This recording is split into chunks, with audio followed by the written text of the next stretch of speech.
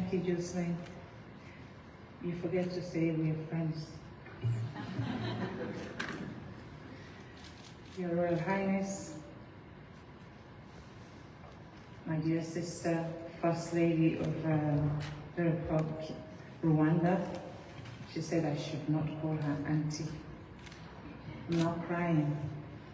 Your Excellency, my dear husband, retired Brigadier Julius Madavio, Excellencies, my dear sisters, the Secretary General of the Commonwealth, distinguished ladies and gentlemen. Let me start by thanking all of us who have refused to stay silent about violence against women. Our voices and our efforts are the only source of hope for our survivors and our helpless victims today. We must stand up, we must advocate, and we must mobilize communities, stakeholders, government, development partners, decision and policy makers to bring concerted action to stop this global menace, because this is a global menace. We must start with sustained local and national actions driven by a clear agenda for all. You know, when we come to this meeting, there must be an agenda for women. Why must it be an agenda for women? Why wouldn't we just come and celebrate women? Why would they not just allow us to take our rightful places and just sit as human beings, as people who were part of this global family, so that we can feel safe and be safe? Because that's not a privilege, that is every woman's right. I want to take this opportunity, first of all, to thank His Excellency retired Brigadier Julius Madavio, not because he is my husband, but because he is one man who have declared national emergency on rape and sexual violence against women in Sierra Leone. He had established a one-stop center for survivors of rape. He has implemented a national male involvement strategy so young men see themselves as critical agents of change. That's very important, because if we come here as women and we decide to talk to one another, we're wasting our time. We need to talk to the other party, and the other party are the men. We need to get the men involved in what we do. We need to nurture our sons so they understand the value of a woman. Mr. President, I want to say thank you so very much. Now, we have reviewed the Sexual Offences Act to provide for a faster trial and a stiffer penalties. We don't want to have people in prison, but we're looking for solution in Sierra Leone. And we have established a sexual offences model court that has registered higher conviction rate. Now offenders are tried faster and kept in jail away from other victims for a minimum of 15 years under the leadership of His Excellency retired Brigadier Julius Madavio. We have also intensified our public advocacy around violence against women and girls. With my Hands Off Our Girls national campaign in Sierra Leone, we urge communities to be no longer complicit or to be bystanders. We emphasize that we all have an obligation to oppose and to seize harmful cultural practices and attitude, and we have fully mobilized our communities. We have gotten all our communities involved, especially people in authorities, such like the paramount chiefs, our religious leaders, the wives of paramount chiefs, the teachers, the security forces, civil society organization, the media, and the school children themselves. The Hands Off Our Girls campaign has now become a national platform where the state and non-state actors have the opportunity to have direct conversation with our girls on issues relating to their rights, their dignity, and their health. Education is a very huge factor if we're talking about gender equality around the world. In Sierra Leone today, education is a great tool of empowerment for our girls.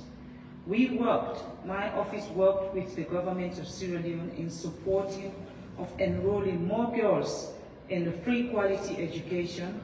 We also campaign for retention and the completion of all girls. Also, because girls lose almost 80 learning days a year as a result of the stigma around menstruation, my office has provided free sanitary pads and dignity kits for school-going girls, and we continue to bring awareness. We continue to raise awareness on menstrual hygiene because that is also another taboo subject in Africa. We have campaigned against early marriage. Early marriage, in my book, distinguished ladies and gentlemen, is a legalized way of saying rape is acceptable. We cannot allow our kids to be forced into any form of early marriage because that is rape. We are campaigning against teenage pregnancy and child trafficking, and the government have overturned the ban on pregnant girls in school as part of our radical inclusion strategy. Well, with this radical inclusion strategy, doesn't mean the government of Sierra Leone wants our girls to be pregnant. But in a situation where a girl is raped, not because of their making, but they are raped and then they become pregnant, what do? Do you victimize them twice? His Excellency feels he cannot live as a president to see that happen in Sierra Leone. So when a girl is victimized, he will protect them. And we bring them back to school, we make sure they finish their education so they can also be part of nation building.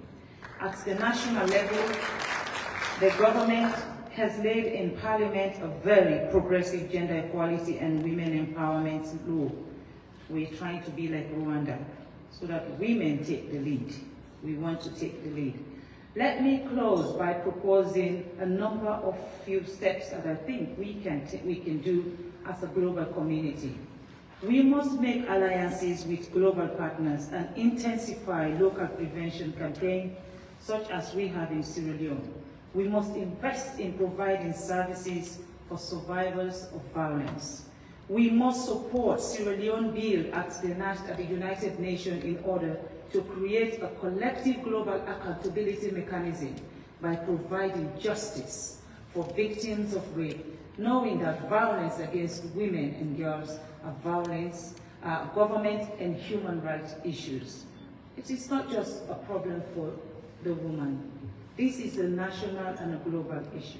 And I think women, if we have World Toilet Day, which is a sanitation issue, we should be able to have a day to allow these women to commemorate, to feel they are part of this world. So we urge all of you who are part of the United Nations and who makes that decision to support Sierra Leone bid so that a day will be dedicated to rape victims, for them to be able to commemorate what they have gone through. We are under no illusion about the enormous struggles and challenges that we face. There is much more to be done, but we have to remain optimistic and relentless in our global and collective actions to end violence against women and girls. We have to speak with one voice. Indeed, unless we speak with one voice, we will not have a solution. And we have to share best practices right across the Commonwealth in the campaign to end violence against women. We cannot have one law for this part of the Commonwealth and another law for the other part of the Commonwealth. We have to speak with one voice. I wish to thank the Commonwealth and my dear sister Auntie Patricia for bringing us together and for the No More campaign and for organizing this. But I want to say to Mrs. Kagame, your leadership is one that we will follow. As a young woman trying to feel myself within the space of being a First Lady, I want you to know you are a role model to me. I thank all speakers who have contributed all too brilliantly to this insightful conversation today. We are walking out of this room all inspired to do more, because doing more means we're saving humanity. I wish to express a special thanks to His Excellency President Paul Kagame and the First Lady, Madam Janet Kagame, as well as the government and people of Rwanda for their hospitality and for hosting this event. Let me take this opportunity to also thank my dear husband for his endless support towards the struggle of women in our country, Sierra Leone. As we live here, ladies and gentlemen, let us reflect on this. No more silence to rape. No more silence to early marriage. No more victimization of menstruation for our girls. We know our place as women. We want to take our rightful position. No more, no more, and no more. And I say hands off our girls. Thank you so very much.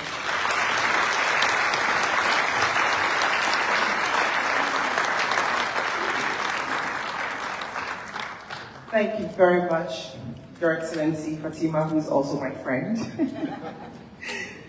And yes, rightly said, hands off our girls. Please give another round of applause for this. The more we speak up, the more we end the violence against women and girls. Ladies and